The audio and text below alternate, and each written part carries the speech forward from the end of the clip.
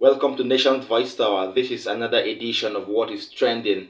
I have issues pertaining to Nigerian politics and as it borders the welfare and the requirements and the wish of Nigerians. Yes, Aisha Yusuf, a member of the Labour Party Working Committee and also a member of the Labour Party Presidential Campaign Council, has addressed a gathering of civic Nigerians, okay, civic-minded Nigerians in the Jimmy Carter Conference Hall, okay, at the White House. This happened earlier when she was about to set the record straight on the importance of recovering their alleged stolen mandate. Watch the video. They have the power. They do not have the power because, like indeed he said, the power belongs to the people. We are citizens. The office of the citizen is the highest office in the land. The office of the president is the highest political office in the land. So therefore the office of the citizen is the #1 office. And we are citizens of our country.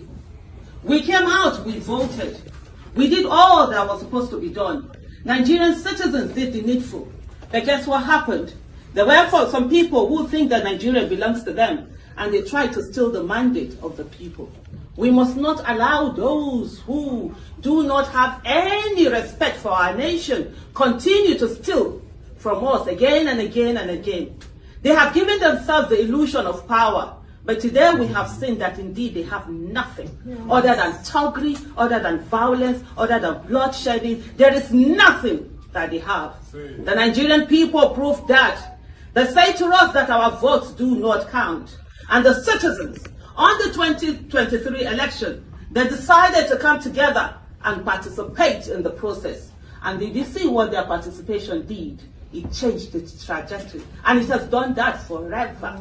The illusion of power that they have given to themselves, that they have made themselves to believe that they own Nigeria. For over 6 decades, we have sat down doing nothing.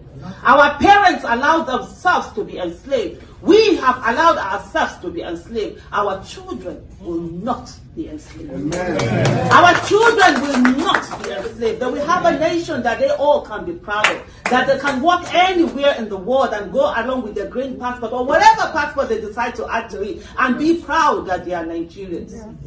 Our children are all over the country.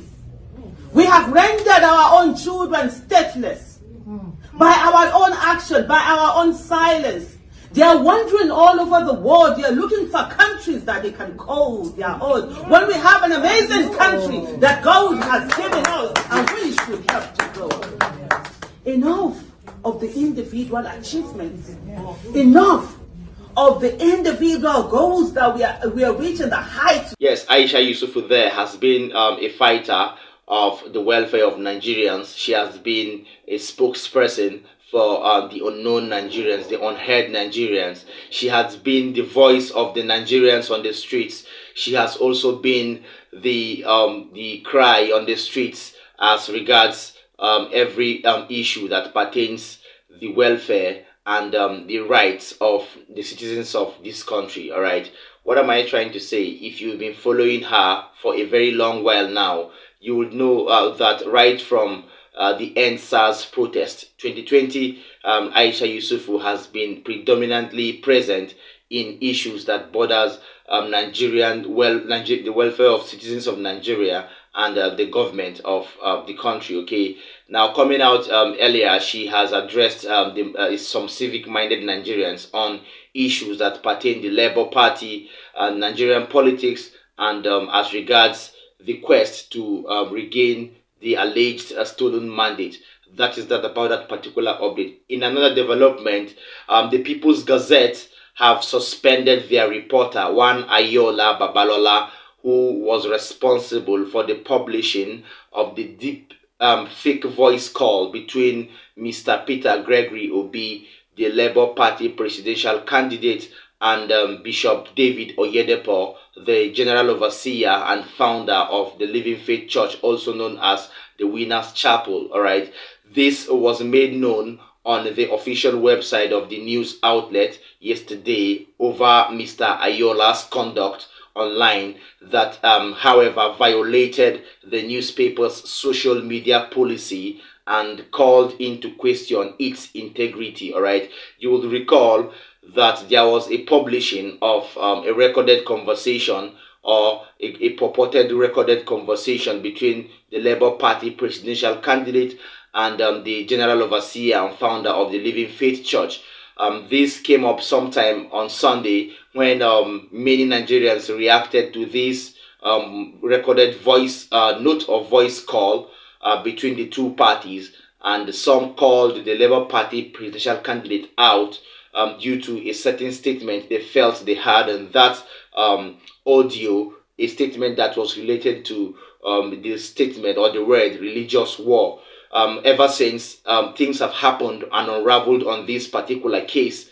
Of course, I brought you an update yesterday that the federal government have called out the Labour Party presidential candidate Peter Obi and his running mate Deti Baba Ahmed over a few statements that they feel would cause an insurrection, hereby causing a revolution. And also, this statement was termed by the Minister of Information, Lai Mohammed, as a statement capable of causing a sort of uproar amongst the citizens of the country, and a treasonable statement according to the federal government.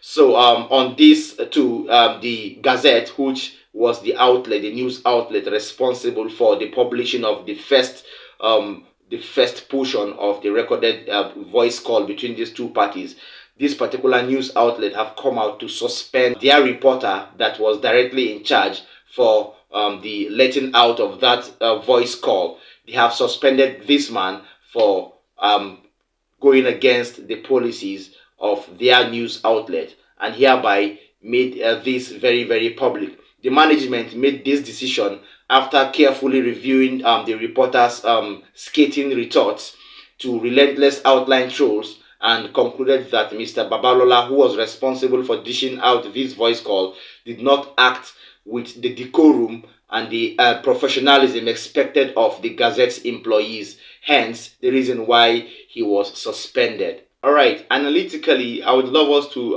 link these occurrences, this political chaos, these political occurrences that have been happening within the last 2 days. And we at Nation's Voice Tower deem it fit to intelligently analyze and see if, by mere reasoning, these particular informations could add up. Now, first of all, if Mr. Peter Obi, the Labour Party presidential candidate, could make that kind of call and call for a religious war with a Christian cleric, then I believe personally that he should have made that call public instead of making it so private, to the extent that it had to become a leaked voice call. All right, such statements, if they are quite incisive or if they are meant for treason or terrorism, they should be made public. All right, that is that. We aren't taking sides with any of the parties, neither are we putting blames to any of these parties, but the truth remains that if a statement is aimed at terrorism, especially the one that was made by Deti Baba Ahmed on Channels News when he granted an interview some few days ago, then a statement such as that should be carefully analyzed, and the reasons for the statement being made should be seen. Now, over time, we have heard and we have vividly seen from informations made available in the public space that there is an ongoing presidential or election tribunal case, unfinished and still undecided. The verdict for the judiciary is still unheard as regards the just concluded presidential elections.